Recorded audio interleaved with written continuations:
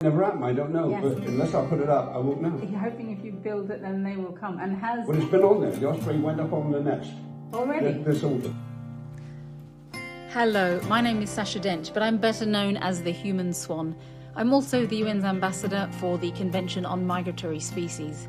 This year, the charity I founded, Conservation Without Borders, is launching a new expedition to follow the flight of the Osprey, an epic migration of 10,000 kilometres through 14 countries from Europe to West Africa.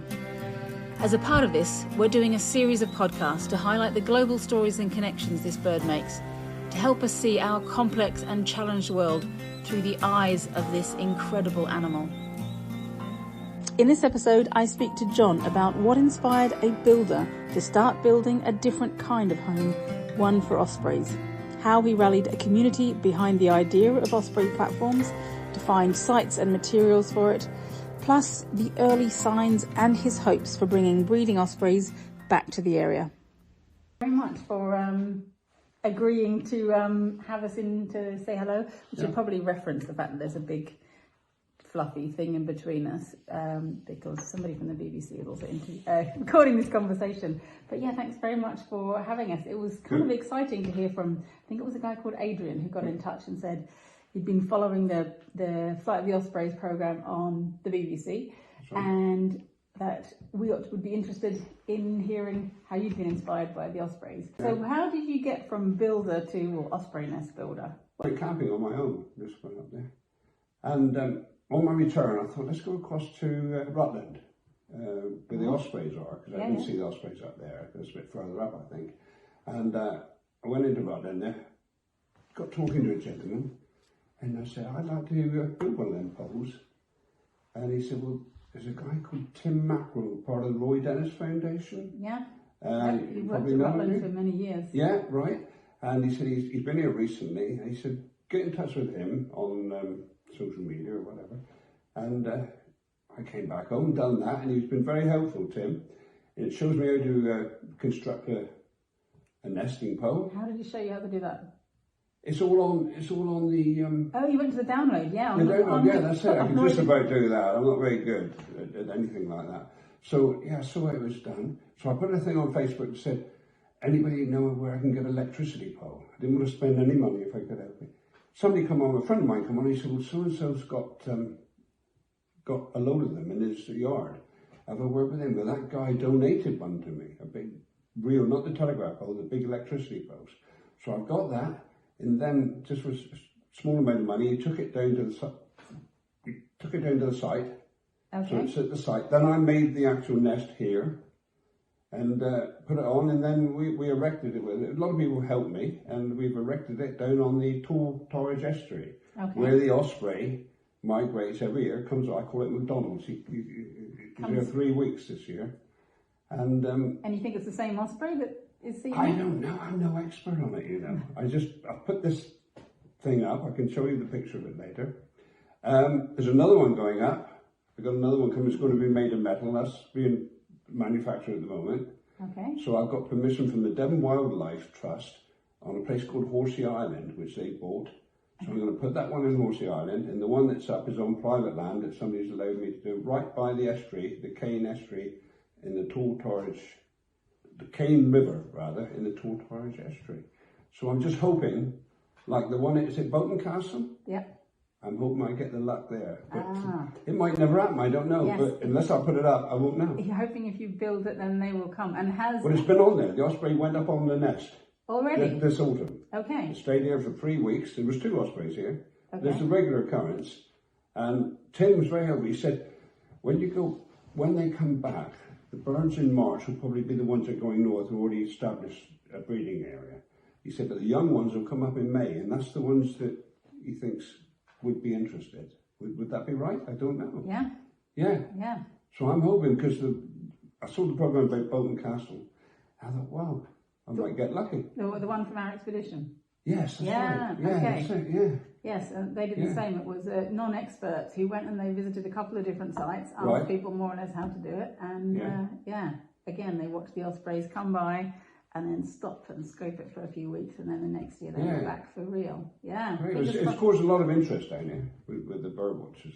What do you think inspired lots of people to help? I'm presuming people came voluntarily to help you put up this. Friends of mine, really. Yeah, they said we'll give it a hand, and it was great fun. And I got a local company, excavating company, that works for my son-in-law, and dug the pit, put it in. It went off well, actually. It didn't cost much either, because being in the building trade, I got lots of bits and pieces, so I made it. So it's not, to be clear, it's not just a pole. It's the pole, but then something on top of that. With a nest on top, and I collected all the old oak branches and that. Can you describe the construction of the nest part of it? I have plenty of timber in that, being in the building trade, and it's 8 inch by 2 inches around. It's 3 foot square. And then I put some mesh on it, which, bake steel and borrow, leave the steeling out. And then I put a side on it, and then I just screwed together all these the oak branches, and then we just fitted it on the actual pole, made a rebaited area, fitted it on there, and that's it, basically. Yeah, it's quite simple. Quite simple, yeah. Enjoy doing it as well. It's great fun, yeah.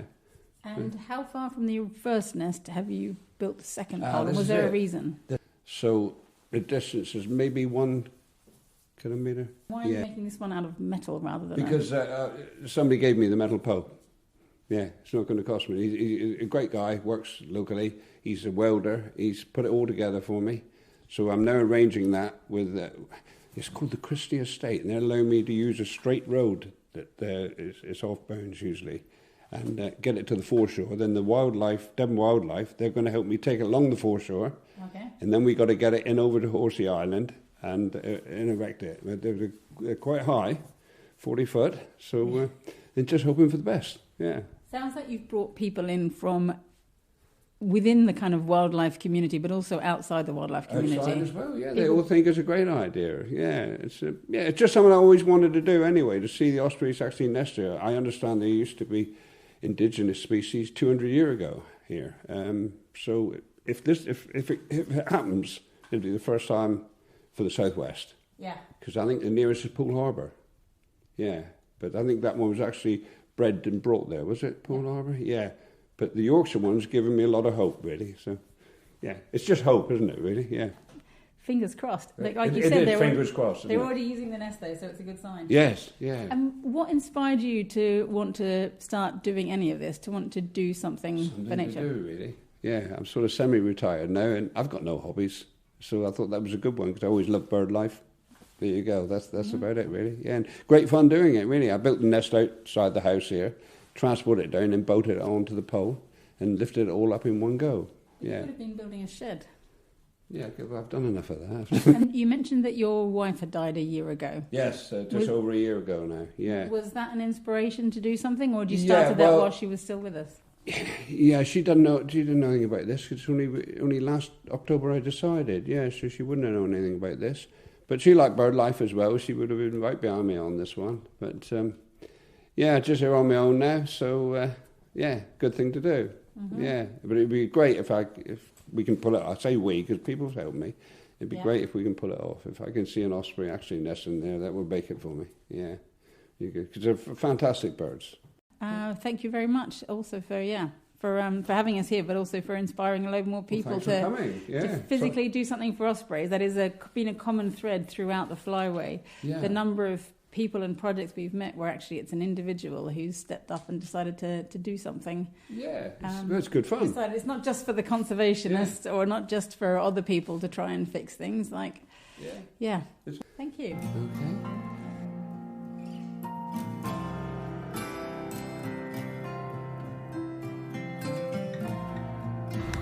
Okay.